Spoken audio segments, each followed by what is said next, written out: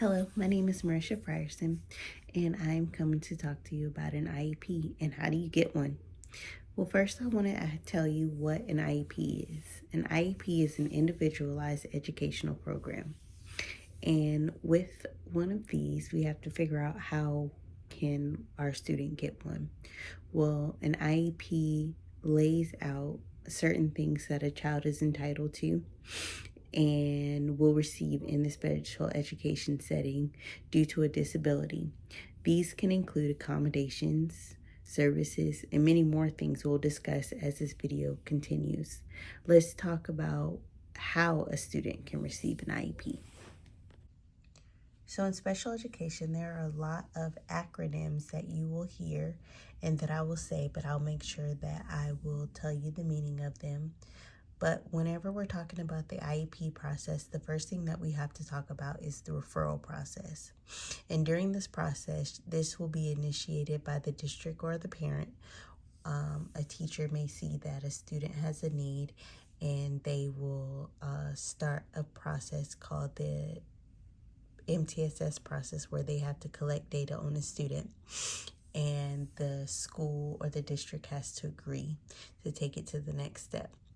And this is where the professional will see a need and that will they think requires sped services. Then we go to the evaluation process, and this is after a referral has been made by the teacher or the district or the parent, and the parent is sent a letter saying, hey, we would like to evaluate your child. Do we have your permission? And they have to say yes. If they do not say yes, this stops, as the parent is a vital part of the team. Once the parent agrees, then the team members will conduct the evaluation. Then we have the eligibility determination, and this is after the evaluation process from the psychologist.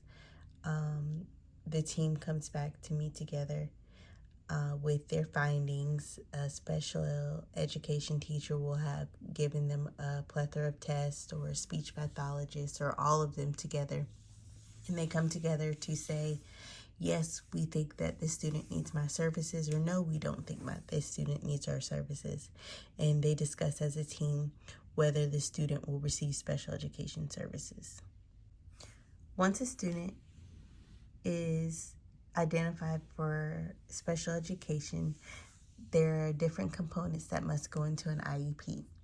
The present levels, where the student is at that moment, the functional performance, where the student is lacking, annual goals, things that we want our student to achieve, the progress that they are making.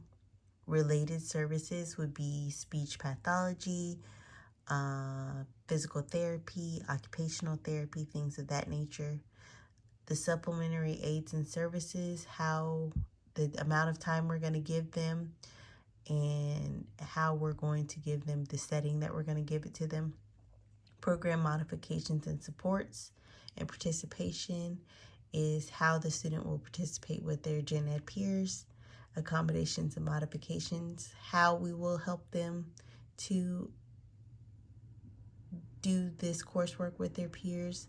Transitional planning is whenever they transition to a different school.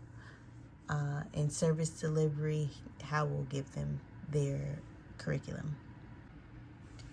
These next couple steps are the parent and student involvement. This is the most important thing. Parents have a legal right to participate in meetings about their child's education. The parent is one of the main team members in the IEP meetings, and their ideas, their thoughts, all of that goes when thinking about an IEP meeting. The IEP is not compliant unless all team members agree.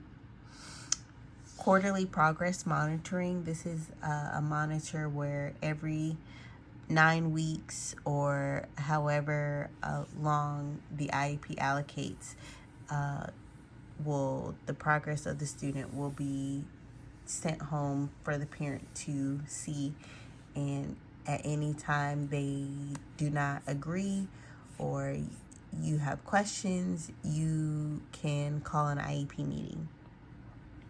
The annual review process, every year the child must go back over the IEP to discuss the goals, if you want to change any goals, if you have anything that you want to add. But again, you do not have to wait until the IEP meeting once a year to have the IEP meeting. You can call an IEP meeting at any time. Procedural safeguards will be given to you at each meeting.